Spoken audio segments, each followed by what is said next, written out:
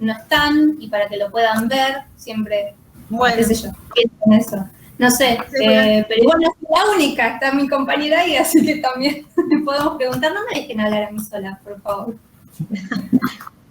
Hacemos un repaso y bueno, si se aburren, me dicen. Esperen que tengo que aprender cómo Mercalli se comparte acá. Tengo abierta la ventana y todo, pero viste que este programa no me... Algo de cumpleaños, dice, no, esto no era. Dice, no.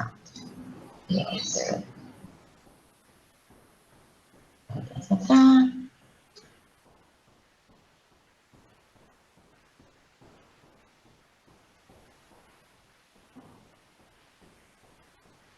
Sí, yo ya sé, todo tiene que ver con todo. Geología es lo máximo. No sé qué estoy compartiendo, pero ahora esperen que voy a abrir esto. Ustedes avisen si... La pantalla completa está compartiendo. Y ven Ahí se ve astronomía en casa. Bueno, fíjense lo que vamos a hacer la actividad de cierre. Y como les decía al principio, algo que fue siguiendo toda la idea, desde el principio hasta el final, porque lo volvimos a tratar, era el tema de las escalas. Entonces, ver que el Sol era 100 y pico de veces más grande que la Tierra y que si uno tuviera que ver esquemas de tamaños de planetas, un esquema más creíble sería este que ustedes ven acá arriba, donde la Tierra se ve súper chiquitita, en comparación al tamaño gigantesco del Sol, y también en comparación a los planetas que se llaman gigantes por sus tamaños, porque estos tienen 11 veces el diámetro de la Tierra, o sea que en un diámetro tengo que meter 11 diámetros de la Tierra dentro del diámetro de Júpiter, acá creo que es 9 y pico, estos tienen como 5 veces, o sea, son planetas denominados gigantes, que después los vamos a dividir de acuerdo a sus propiedades. Y la Luna es un cuarto del diámetro de la Tierra, o sea que acá en este dibujo ni siquiera la alcanzamos a ver por lo chiquitita que sería. Y esta discusión de qué tan grande era el Sol, qué tan grande es la Tierra o qué tan grande es la Luna en comparación, hace un poco dificultoso que nosotros podamos armar a escala, con los tamaños, en el aula, porque una Tierra que nos deje, no sé, ver detalles como dónde están los continentes, o sea, una de 8 o 5 centímetros, y un Sol, porque nos queda enorme el Sol. Y encima tenemos el problema de las escalas de distancias, que también son muy grandes, entonces si uno quiere, eso está tratado en el último de los videos, o sea, está tratado al principio y en el último de los videos, donde le empiezan a contar, si uno tuviera que hacer a escalas, las distancias, por ejemplo, de los planetas al Sol, todo lo que tendría que irse moviendo y termina, no sé, en un momento agarrando una bicicleta para llegar a donde aparece el próximo planeta, porque las escalas espaciales de las órbitas, de los radios de las órbitas también son muy grandes y no son espaciados así como la estamos viendo acá, que parece que estuvieran a la misma distancia, ¿no? Son espacios, se van espaciando cada vez más, las órbitas tienen un radio cada vez mucho más grande, entonces es muy difícil también armar un sistema solar donde uno quiera al mismo tiempo tratar de respetar más o menos los tamaños de los planetas y además tratar de respetar más o menos a escala las posiciones en donde debería ubicar los planetas. O sea, primero al Sol hay que descartar el tamaño porque si uno quiere hacer más o menos las escalas con los planetas, el Sol le termina quedando enorme, entonces es difícil armarlo en un lugar manejable. Pero si lo quiere hacer con los planetas nada más, se puede establecer una escala que sean manejables los planetas, que los puedan ponernos en un paseo, pero que los puedan tener en la mano, digamos, podemos hacer proporciones y sacarlas, pero uno se encuentra con que aún así no los va a poner, o sea, no va a poder ponerlos respetando esa misma escala, o sea, no sé, si yo digo, bueno, la Tierra mide 8 centímetros, se voy multiplicando por un número para agarrar los diámetros de los otros planetas, no voy a poder decir, bueno, si la Tierra mide 8 centímetros, o sea, 4.000 y pico de kilómetros, le asocio 8 centímetros, cuando quiero hacer esa misma asociación para determinar las distancias a las que voy a ubicar respecto de un punto que voy a suponer que en el medio está el Sol, cada uno de los planetas me voy a encontrar con que es imposible que lo haga porque me van a quedar distancias enormes. Entonces voy a tener que elegir otra escala diferente para las distancias de los planetas. Así que es como complicado decir, bueno, no voy a poder armar con una sola escala los tamaños y además las posiciones. O porque, bueno, eso está bastante bien tratado en el último video, cuando intentan tener la misma escala, el tipo agarra y empieza a caminar, y acá camino tanto, y acá, y después termina ganando kilómetros porque tiene que poner a los planetas más lejanos. O sea, esto como que era algo que trabajamos un poco a lo largo de las cosas, se pueden ir viendo, se puede hacer tablitas. La idea es, como les dijimos en los otros encuentros, como que este fue el primero que hicimos, lo hicimos un poquito condensado, digamos, denso. La idea es trabajarlo el año que viene de vuelta, pero un poco más despacio, y hacer más propuestas de armado de cosas que sabemos que les resultan útiles. Por eso también estaba lo de armar la Tierra, lo de armar la caja lunar, y etc. Lo otro que vimos eran los astros vistos desde la Tierra. Entonces, una cosa interesante era que si uno se paraba y empezaba a mirar el cielo y elegía una estrella, veía que esa iba moviéndose a lo largo del cielo y haciendo círculos, y si lo hacía con otras, esto era como una fotografía donde era una secuencia de fotografías superpuestas. Entonces cada círculo representaba la trayectoria de una estrella o un planeta, y todos esos círculos ocurren alrededor de un punto que se denomina polo sur celeste, en el caso porque este era y si estamos en el norte es el polo norte celeste. Y lo interesante es que es hacia donde apuntaba el eje de rotación de la Tierra, pero no es el polo sur geográfico, que eso es hacia donde tenemos que ir, o sea, coincidiría, pero no es hacia donde nosotros marcamos, en realidad coincide con el polo sur geográfico, más o menos, porque sí, con el polo sur geográfico coincide, pero no es el punto cardinal sur, que es cuando nosotros con la brújula marcamos cómo ir hacia el sur, porque la curvatura de la Tierra nos va como marcando. Entonces, en cualquier lugar del planeta uno puede, en el polo sur, ¿no? Porque en el norte tiene que seguir otra estrella, puede mirar la cruz del sur, y ir viendo la cruz del sur. Hay un dibujo en la que se va moviendo en el firmamento alrededor de un punto, que es el polo sur celeste, y uno puede ver cómo hace el círculo la cruz del sur alrededor del polo sur celeste. Si te la prolonga o sea, elige la estrella, la constelación de la cruz del sur, y prolonga 4 veces y medio esta longitud, encuentra un punto que sería el polo sur celeste, alrededor del cual está girando, y si traza la perpendicular con la superficie de la Tierra, encuentra el punto cardinal sur. También, perdón Marisa, voy a hacer una interrupción. También algo muy importante es diferenciar a veces cuando hablamos del punto cardinal, nos referimos a una dirección en el horizonte, y el polo sur está en el cielo, está como elevado del horizonte, que como se muestra en la imagen de la derecha. Y nos va a quedar en la cabeza el polo sur celeste cuando lleguemos al polo sur geográfico.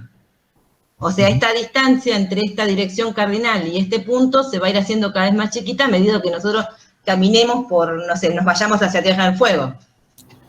Bien, o sea, en la imagen de la derecha, si nosotros trazáramos una vertical desde el punto, encontraríamos el punto cardinal sur. Claro.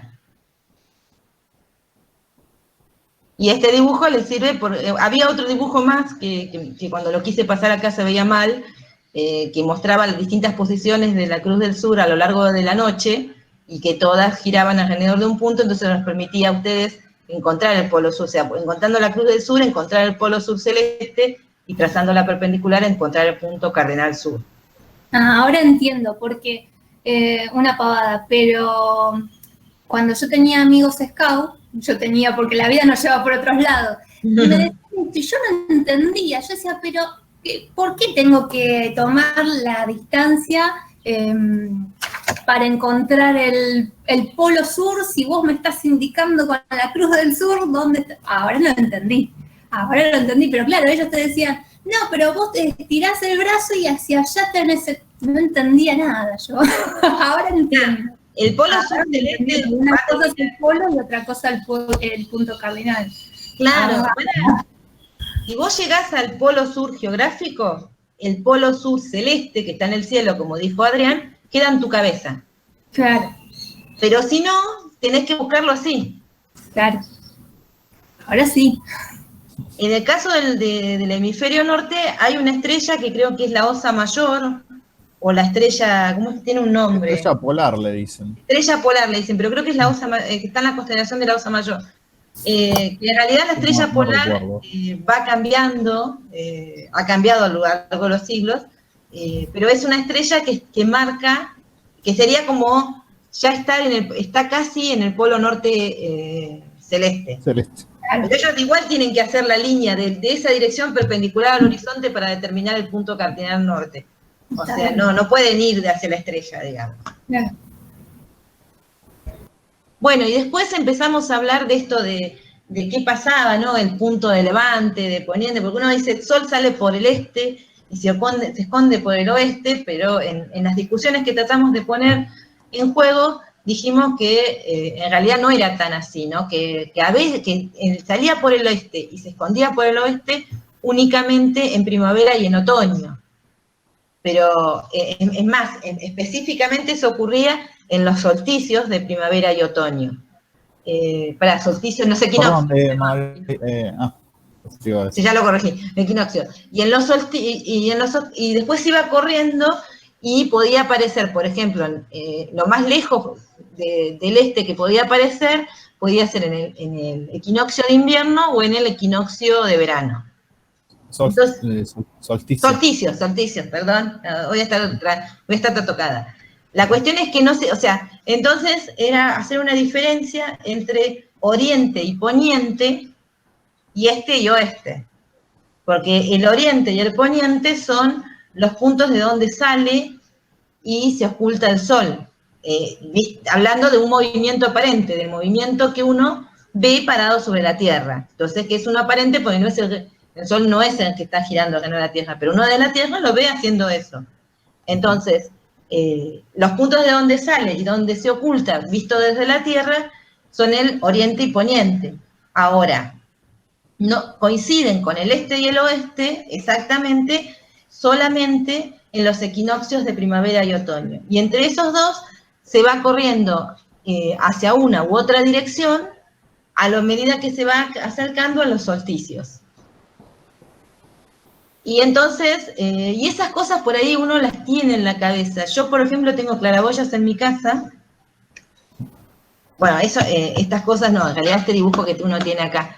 Si uno se para y empieza a mirar la posición del sol en el punto más alto, que es el mediodía solar, que a veces no es nuestro mediodía simplemente porque nosotros no tenemos calibrado las 12 del mediodía con el punto más alto del sol, ¿bien? Está cerca, pero no es exacto. En el mediodía solar uno ve que el sol está en el punto más alto, pero ese punto más alto cambia a lo largo del año. Y eso cambia porque en realidad hay un corrimiento en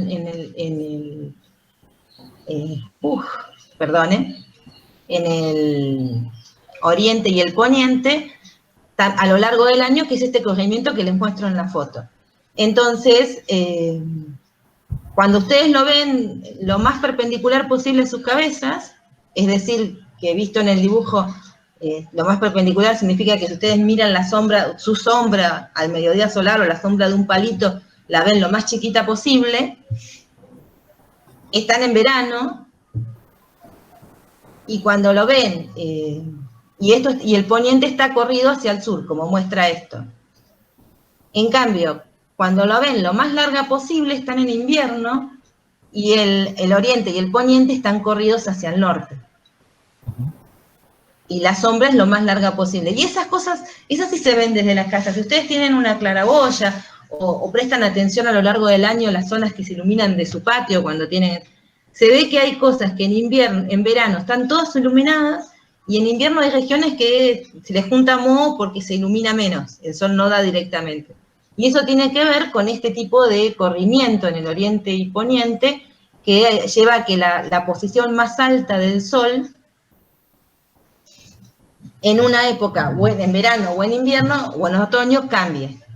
Incluso hay algo que en general se tiene en cuenta al momento de, si por ejemplo tienen en su casa una ventana apuntando hacia el norte, en general se ponen toldos porque en verano tapan la luz del sol, pero en invierno, como está en el punto 1, en el gráfico el sol, puede entrar la luz, entonces calienta la casa.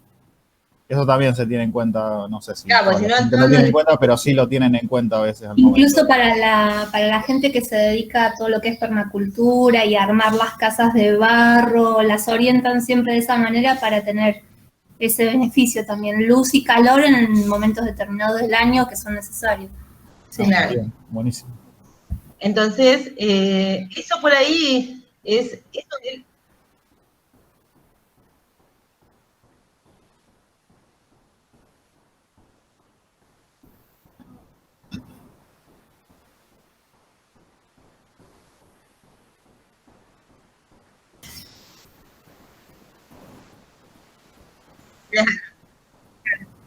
Claro.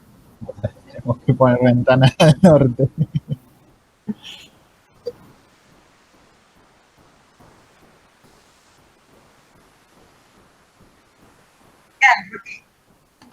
Claro, vas a tener sol en verano al amanecer y al atardecer nada más. Y un poquito. Sí, y tuve la oportunidad de visitar un museo en Córdoba que nos contaba que al momento de construir las casas, los comechingones, que por lo general hacían mitad abajo, mitad arriba, tenían también ay, estoy trabada, tenían en cuenta esta orientación, precisamente para eso. Sí, sí. Así que no lleno vino de anécdotas cuando vas a algún lugar, a algún pueblo de estos que ha tenido una fuerte inmigración y que por ahí el avance se dio por algún suizo, alemán o algo así, que les encantan construir cosas, que les salieron mal las construcciones, claro, porque construyeron con las lógicas de Alemania, Suiza, que eran las del norte. Claro. Entonces acá un tipo en Entre Ríos que terminó construyendo con la lógica de que no le entrara el sol en el verano y bueno, le salió mal. Digamos, en el Entre Ríos encima, imagínate un suizo creo que era. Nos contaron toda la historia de la construcción de su casa, el molino, bla, bla, bla, y yo me reía porque decía, loco, estás en otro hemisferio, concentrate, tan alemán en el suizo y tan preciso el suizo y no le evalúo la parte astronómica. Pero bueno, esas cosas por ahí no son tan de conocimiento, uno las siente, digamos, uno sabe que en verano hay zonas iluminadas de nuestro patio que en invierno no lo están. Uno ve, yo que tengo una claraboya, veo la entrada de luz mucho más intensa en verano que en invierno, y todo eso tiene que ver con ese tipo de trayectorias más elevadas que hacen verano respecto a las del invierno. Y lo más elevado posible, o lo menos se dan en los solsticios de cada uno. Una de las cosas que trabajamos muchísimo con Adrián era, por eso se los advierto a ustedes, era encontrar cosas que tuvieran que ver con el Polo Sur, con el hemisferio sur, porque muchas veces uno busca en internet y, por ejemplo, hay un montón de páginas españolas que están muy buenas para lo que es educación, pero están todas refiriendo a lo que se ve desde el hemisferio norte. Entonces no es lo que ocurre acá. Acá hay que ver lo que se ve desde el hemisferio sur, que es al revés. Este dibujo, por ejemplo, creo que lo saqué de algo de la UBA, o sea, o del planetario, de alguien que está en el sur, digamos. Hay uno ese era de Bariloche, me habías dicho. No, el dibujo. El de la foto era de un físico de Bariloche que sacó la foto, pero yo le chorré la foto de la página para mostrarles el corrimiento, pero no me avivé que era Bariloche, y Adrián me dice, che, hay cerros. Pues yo puse que era, de entrada había puesto que era Buenos Aires, porque la segunda, la del poniente, era de Buenos Aires. Y me dice Adrián, che, hay cerros. No puede ser, deben ser las nubes. Me pongo a mirar y sí, había cerros, me fui a donde la había sacado y era que ese físico lo había sacado desde las ventanas de su casa en Bariloche, y obviamente estaba sacándole a los cerros. Así que esta foto es de Bariloche en particular. El dibujo creo que se lo saqué al planetario o a alguna cátedra de la UBA. Pero yo como comentario es, si ustedes bajan dibujos, presten atención usen como base esto para saber si les sirven o no, porque si no van a estar explicando lo que se ve del norte. y no va a coincidir con lo que los chicos ven. O sea, por ejemplo, que el oriente, o sea, la zona de levante del sol se corra hacia el sur, en verano ellos lo ven al revés. Bien, o sea que van a ver la inclinación en esta dirección y el corrimiento hacia el norte, o sea que eso lo tienen que tener en cuenta. Si la ven al revés, están mirando un gráfico que tiene que ver con lo que se ve en el hemisferio norte. A ver. Después, viendo esto, que lo asociamos con solsticios y equinoccios, y hablamos un montón de eso, nos mareamos bastante, la idea, acá había propuestas que se podían hacer a largo plazo, eso es como para que ustedes lo planificaran, si lo querían hacer con los chicos, pero llevan varios meses porque tienen que hacer observaciones una vez al mes, digamos, y tienen que pasar solsticios y equinoccios. Era, por ejemplo, usar un reloj de sol, por eso tenían cómo hacer uno, en un videíto, y ir midiendo con el reloj del sol, y la otra era clavar una estaca y ir midiendo la longitud de la sombra al mediodía solar, y podían obtener por lo menos lo que sería la inclinación. Y después lo otro era trazar un horizonte, o sea, hacer desde la casa un dibujo, o una foto de más o menos alrededor de lo que se ve, y empezar a marcar donde ven que aparece el sol, donde lo ven al mediodía, en referencia, no sé, a un árbol, una casa. O sea, ahí están, siempre tienen en cuenta que por ahí no van a ver el momento exacto del levante del sol, porque capaz que tienen un edificio que se los tapa. Pero algunas posiciones sí van a poder marcar y van a ver que en algún momento, tal vez, al sol lo ven tapado, por un edificio, no sé, supónganse, a las 10 de la mañana, y en verano lo ven claramente, porque la inclinación no es tanto. Entonces eso les va a permitir intentar seguir estas trayectorias. Obviamente si están en escuelas más rurales, esto se puede hacer mucho mejor. Pero bueno, ahí hicimos una relación que era interesante, que era cómo teníamos que relacionar la luz solar que llegaba a la superficie de la Tierra con la estación que correspondía. Entonces decíamos, si había más inclinación de la luz solar, teníamos que, por una parte, tenía que recorrer una mayor distancia, y además, sobre la superficie de la Tierra, esa luz solar se tenía que dispersar en una región mayor, o sea, calentaba una región mayor. En cambio, cuando estaba directamente encima, la distancia que tenía que recorrer la luz solar era menor, y además se concentraba en un área menor. Eso lo que lograba es que la energía se concentrara en una región menor, al recorrer menos camino disipaban menos en la atmósfera, y lo que lograban era calentar más la superficie donde incidía la luz solar. Entonces esa región más iluminada por el sol estaba en verano. Y cuando la tienen más inclinada, cuando están en esta condición, están en invierno. O sea, se pierde energía al recorrer más distancia, y además se dispersa la energía que llega en una región mayor. Y después pasamos a tratar de entender qué le pasaba. Y acá me falta un dibujo. Ahí está.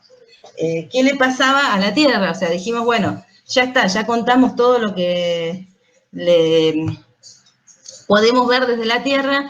Hablemos de qué podríamos ver si pudiésemos salir en una nave espacial y ver todos juntos, si fuéramos como un dios, básicamente. Entonces la Tierra ejecuta muchos movimientos, o sea, nosotros siempre hablamos de la rotación, que es el origen de los ciclos día y noche, y de la traslación, que es lo que nos da las estaciones. Pero hay otros movimientos que hace la Tierra, como este de mover su eje. La línea roja marca el eje, lo mismo, esta línea blanca es el eje de rotación de la Tierra, que se llama que precesiona porque va moviéndose en círculos, y además no lo hace en un círculo tan limpio, sino que lo hace oscilando. Estos dos movimientos también los ejecuta, pero los periodos, fíjense, en 25.800 años, o sea, nosotros casi no vemos. La precesión es la que hace también que en esos 25.800 años nos vaya cambiando la posición del polo sur celeste y el polo norte celeste, porque va cambiando la dirección en la que apunta el sol, pero ocurre en la que apunta, digamos, el eje. Pero como ocurre en periodos tan gigantescos, prácticamente a nosotros en la vida cotidiana no nos afectan, y nos concentramos en estos dos, cuyos periodos son un año y un día, y obviamente afectan nuestra vida.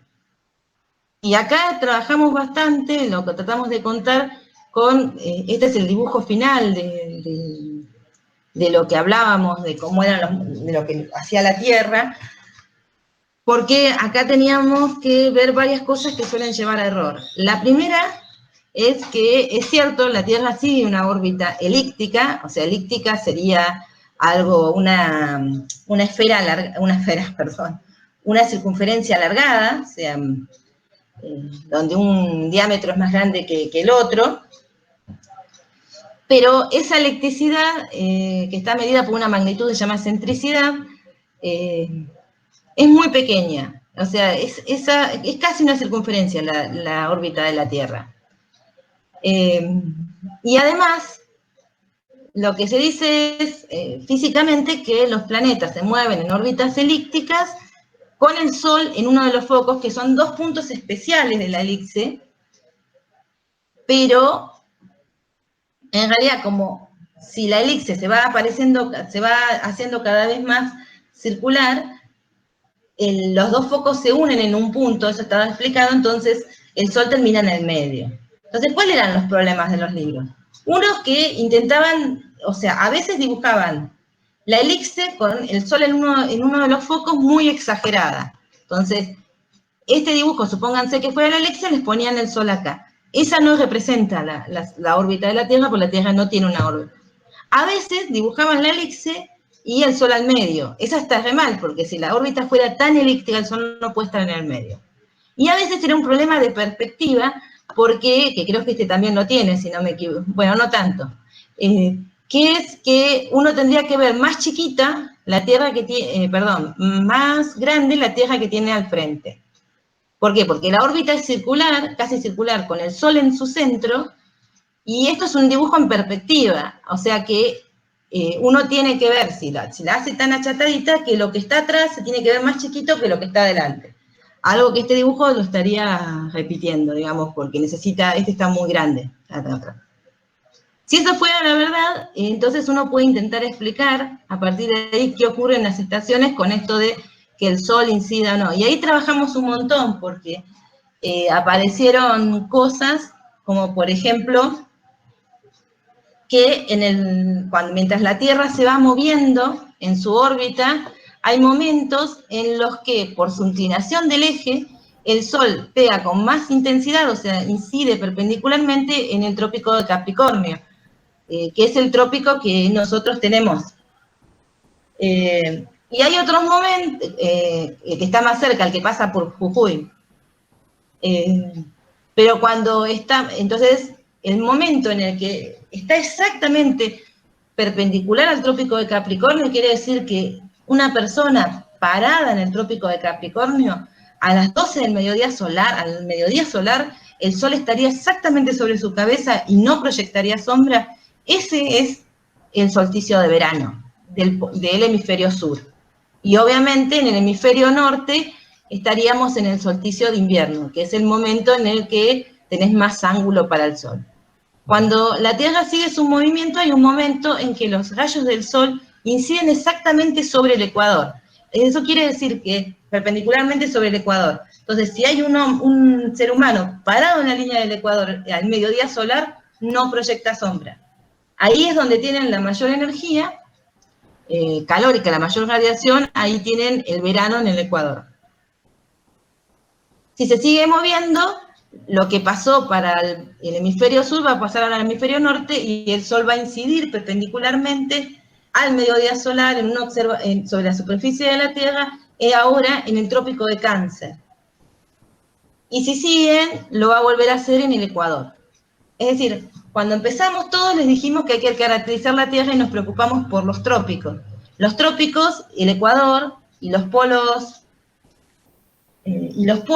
son paralelos que no son cualquier cosa, porque los trópicos están limitando las regiones en las que el Sol puede llegar a incidir perpendicularmente. O sea, mientras se está moviendo desde este punto a este punto, el Sol va cambiando la posición en la que incide perpendicularmente,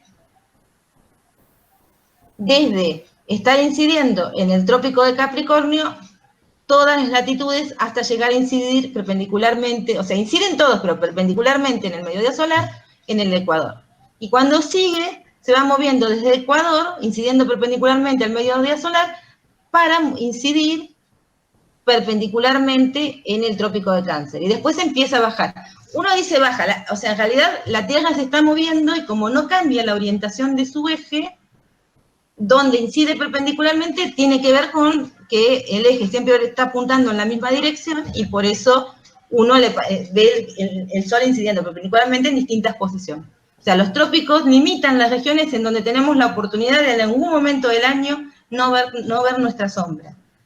Y los polos limitan las regiones porque por encima de sus latitudes hay momentos en el año en el que el día dura 24 horas y ocurre lo que se llama el sol de medianoche.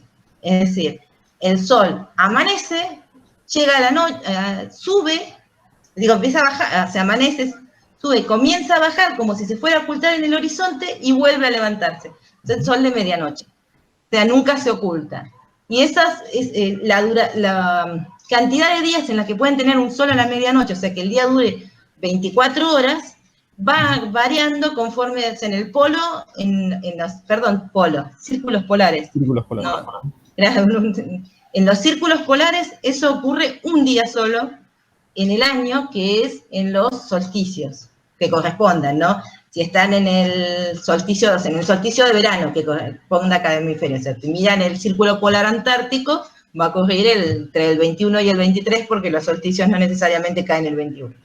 En el 21 o el 23 de diciembre. En ese momento, el día, en el círculo polar, si es solsticio de verano, dura 24 horas, y en el norte, en el hemisferio norte, el solsticio de invierno, y la noche dura 24 horas.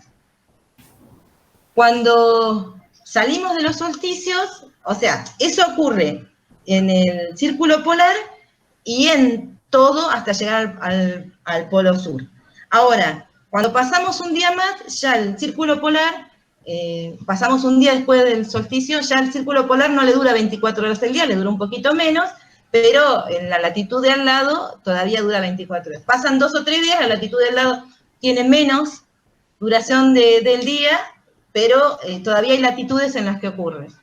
Así que el periodo en el que el día dure 24 horas, o sea, la cantidad de días en la que ocurre que 24 horas de sol, va cambiando, va siendo cada vez más, conforme uno se acerca al polo sur, en el caso de que estemos en verano, y en el polo sur vamos a tener 6 meses de día, y claramente en el polo norte, mientras está ocurriendo eso, tendríamos 6 meses de noche, y luego cuando cambia la situación y nos movemos a esta posición, el mismo análisis lo podemos hacer respecto al círculo polar ártico y al polo norte geográfico. Esto es como lo más complicado de entender de todo, pero una de las cosas que creo que es muy importante, que tiene que quedar de ahí, es que las estaciones no ocurren por que la Tierra esté más cerca o más lejos del Sol.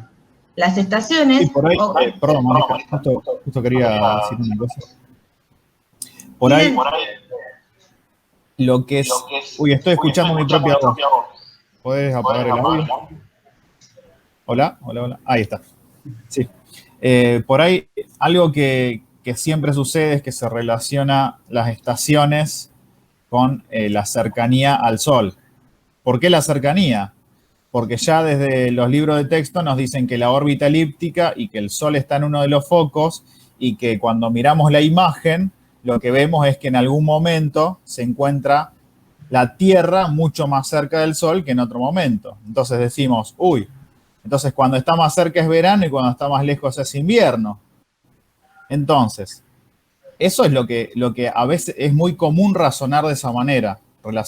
Relacionamos como la fuente de luz y calor es el Sol, nos acercamos, está más caliente. Ahora, la pregunta es, si fuera así, si ese razonamiento estuviera correcto, ¿por qué en el hemisferio sur es verano cuando el hemisferio norte es invierno? Esa es una pregunta que sienta el choque a ese razonamiento. ¿Quieren decir algo al respecto, con respecto a esa idea? Y que a veces la respuesta que dan los chicos, dependiendo también con el material que uno trabaje o si están mirando imágenes o videos, algunos te suelen decir que, bueno, que porque está inclinado. No te dicen inclinado, te dicen acostadita la tierra. Ah, sí. Claro. Pero bueno, eso es lo que ven los chicos cuando trabajamos. A veces está bueno explicarles de que, bueno, de que como hoy decían, que los rayos del sol llegan con una inclinación, de que depende de, ay, estoy trabada, que depende de si se pierde energía cuando está llegando por esta inclinación. Pero O por bueno. ahí incluso otro razonamiento común que sucede es cuando miramos una imagen, vemos por ejemplo, vemos el hemisferio en un solsticio, por ejemplo, solsticio de verano en el hemisferio sur. Vemos al hemisferio sur como recibiendo más luz solar, como más de lleno hacia lo que es la luz solar, y al hemisferio norte lo vemos como un poco atrás, como más alejado. E incluso pensándolo de esa manera, viendo esas imágenes, seguimos pensándolo como, mira, el hemisferio norte está un poquito más lejos, o sea, seguimos aferrados a la idea de la cercanía al Sol y lejanía, y no a el cómo inciden los rayos sobre la superficie y cuánto tiene que viajar a través de la atmósfera, y a eso sumamos la duración del día en verano y en invierno, que en sí esos tres factores son los que determinan las estaciones. Claro. Hay un comentario más, o sea, que el solsticio de verano sea el inicio del verano, es porque es un momento, o sea, ya veníamos con el hemisferio sur favorecido desde el equinoccio de primavera, por eso comienza a elevarse la temperatura del hemisferio sur. Uno ya ve que cuando pasamos el equinoccio de primavera, uno ya empieza a que no haga tanto frío, bien, que se siente un poco de calorcito. Entonces, es como que uno en este dibujo ve que ya el hemisferio sur va a empezar a recibir más luz, cada vez más, digamos, va a estar con una mayor proporción de luz que el hemisferio norte, y con una menor inclinación, o sea, el día dura más, se pierde menos energía en atravesar la atmósfera, incide en una superficie más pequeña, entonces calienta más el hemisferio sur, y acá es donde tiene la mayor incidencia, o sea, la condición óptima, donde más se va a calentar es en el solsticio de verano. Pero después todavía sigue favorecido el hemisferio sur, mientras se está moviendo hacia el equinoccio de otoño. Entonces, durante toda esta región, el hemisferio sur se está calentando. Entonces, si bien acá es como decir, ¿saben lo que podemos pensar? Acá prendimos la hornalla y empezamos a calentar el agua. Acá hervimos y mantenemos el hervor. ¿Sí? Y acá empezamos a enfriar. Apagamos la hornalla y se empieza a enfriar. Y acá empezamos a favorecer al hemisferio norte.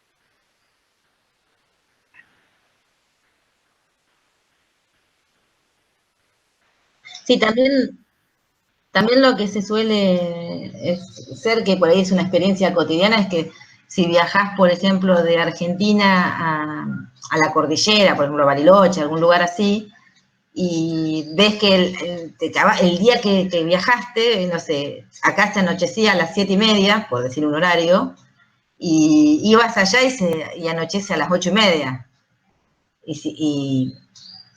O sea, que es una elección haber elegido que el uso horario que determina la hora en nuestro planeta y no la posición del sol, digamos.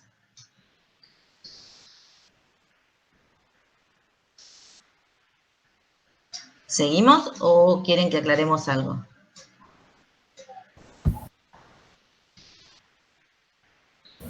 Hola. No, seguimos.